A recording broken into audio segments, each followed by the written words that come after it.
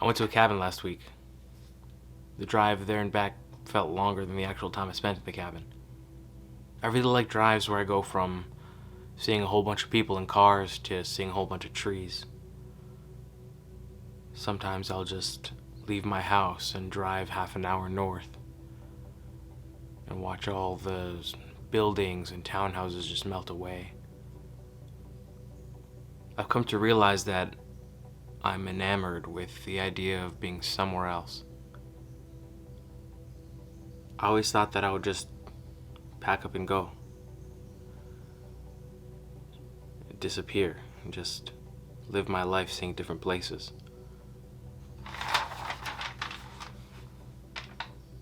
I used to love camping. I've been in the woods for as long as I can remember. But looking back now, it's been over 10 years, and that's crazy to me. I never imagined so much time would pass between trips. I always imagined myself as some kind of mountain man, a hermit that lived in the woods by himself. I had all these ideas of the life I would live and the dreams I had when I was a kid, when I was growing up, of what it would be like to just be outside and just be in places I've never been, and to feel small in comparison to like the massive forests and stuff. You know how when you walk in the woods and you take a different trail, one that you've never taken before, and it feels like you're in a different forest? I love that. I love that feeling. I feel really small when I'm there. It makes me feel like I don't matter. But it also feels like nothing else matters. For me, the woods have always been an escape, and it's the only time I feel like I'm actually separated from everything else going on in the world.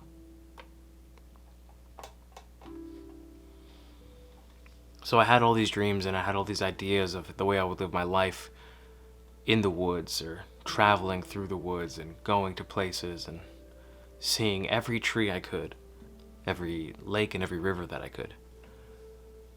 And it all evaporated. So it took 10 years to find myself in the woods again. I wasn't in a tent, but it was good enough. It was close enough for me to still remember that this is the life I want. This is the way I want to be. I want to smell like a fire pit more often than not. I want to talk to more trees than I talk to people. I want to go to bed every night to the sound of a small stream, a light breeze, and just nothing. So where's the disconnect? What happened? This might sound a little weird at first, but just hear me out. I didn't feel like I had permission. Pretty much everyone feels some kind of social anxiety. The way it works within me is that I kind of feel like I need permission to do something I want to do, or I need acknowledgement for something I'm trying. If I'm not good at it, I feel like everybody's watching me and everyone's judging me because I'm failing at something that I'm interested in. Things I really want to try are fragile to me, and I feel very self-conscious. It might surprise a lot of people who might know me that I'm actually extremely self-conscious. I may have overt self-confidence in a handful of things that I feel comfortable in, but when it comes to something I'm really excited to try, I'm really scared. I hide behind other people. I hide behind jokes. I rely on people who know more than me to guide me through something. And you don't always have that. Somebody like that isn't always there to walk you through this new thing you're trying. So that's it. That's the disconnect. As an adult, I didn't know who to ask for permission. A lot of the things that I want to do, or the things that I talk about, the people around me don't really want to do those things or understand those things. And it's kind of hard to look for advice from people who follow a different lifestyle than what you want to do. I started going to therapy. And probably the most important thing I've learned is that I can give myself permission. I don't have to ask anyone if I'm allowed to try something.